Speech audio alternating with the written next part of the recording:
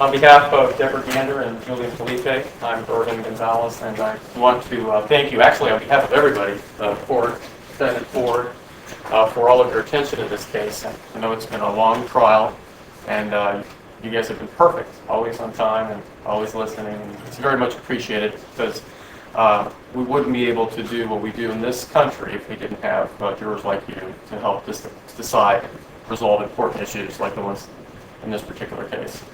So from the bottom of all our hearts, we very much thank you for your service. We do appreciate your effort. Now this is a consumer case. It's a consumer automobile safety case.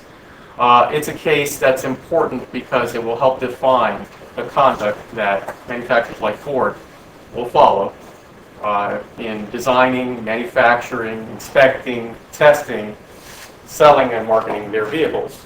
Because your ability to decide this case will be able to send clear direction to automobile manufacturers and as to what's expected.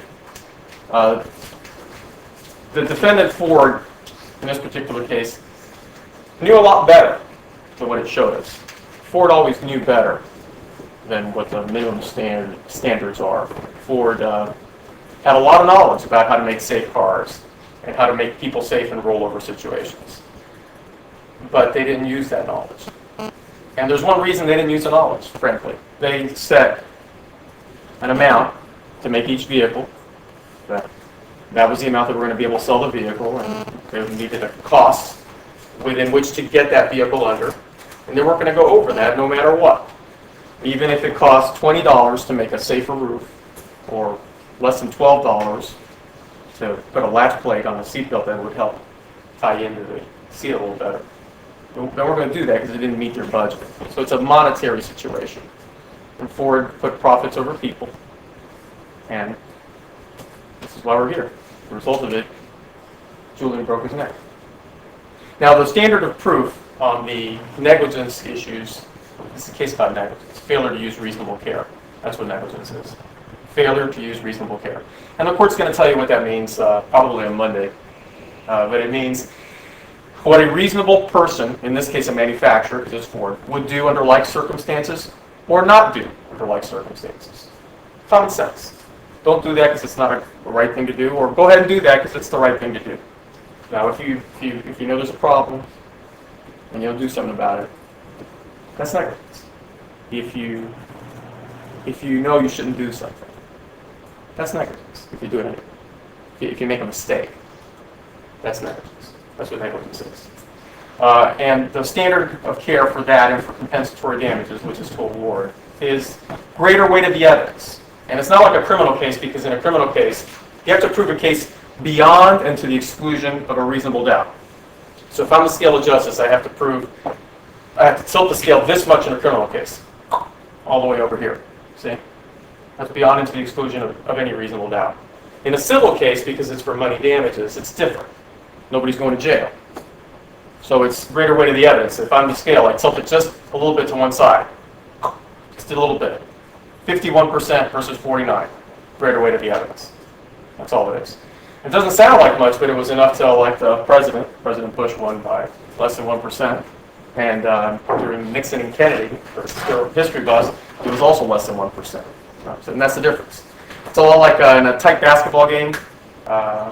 Heat's marching down the court. It's a tie game, and they go up and they shoot a basket and they win by 2. Greater weight of the evidence. Or if the Marlins are playing baseball and it's ninth inning, the game's tied, Cabrera hits a home run, wins the game by 1 run. Greater weight of the evidence. So that's what it is. For purposes of determining punitive damages, it's a little different. It's not beyond and to the exclusion of a reasonable doubt, but it's more than greater weight of the evidence, which is 51%. That is clear and convincing evidence. And what that means, it's basically 75% roughly.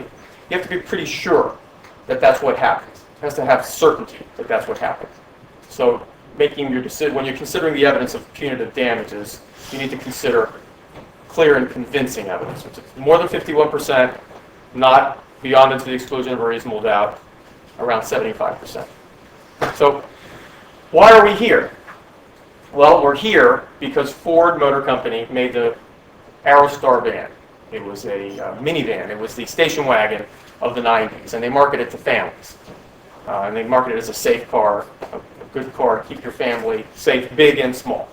But the problem with minivans, like SUVs and like light trucks, they roll over. A lot. In fact, the evidence in this case is, depending which documents you look at, they roll over 2 to 4 times, according to Ford's internal documents, more than passenger cars. That's 200% or to 400% more than passenger cars. And if you look at the Volvo documents, they say 5 times. It's 500% more than cars. So now, if you consider, by the way, if I say you, I don't mean you, the jury. I mean one person's, reasonable people in general, not necessarily you, the jury. But if a person looks at what should a manufacturer do, like Ford, making a car, making this minivan, and well, it's going to roll over a lot more. Well, then you got to figure out, well, what happens when it rolls over a lot more? Well, it's going to go on the roof. Well, what's going to happen to that roof? If you know it's going to deform, you got to do something about it. And if you know that your seatbelt's going to let loose, you got to do something about it. See? Now, there is no minimum standard at all. No federal motor vehicles safety standard, minimum standard at all that tests seatbelts effectiveness in a rollover. No. So, who's got that obligation? Ford. Ford has the obligation. They've got to figure out, how can I get an effective seatbelt that works in a rollover, especially in a minivan, which I know is going to roll over a lot more than a car. Right? They didn't have any. Then they have the rollover problem for the roof. So they know, for this particular car, there was no standard. And we're going to get into into the NHTSA fight. But they know, well, NHTSA's coming up with this 216 standard. But the 216 standard doesn't really test real-world rollovers at all. At all. It's a Platen test where they push down 120 seconds, 1.5 times the weight of the vehicle. And there's no rollover anywhere that's like that. It doesn't test for occupant safety. It doesn't take into consideration multiple rolls. It doesn't take into consideration the dynamic factors of an actual rollover at all. It's a 0 mile per hour test. That's all they got.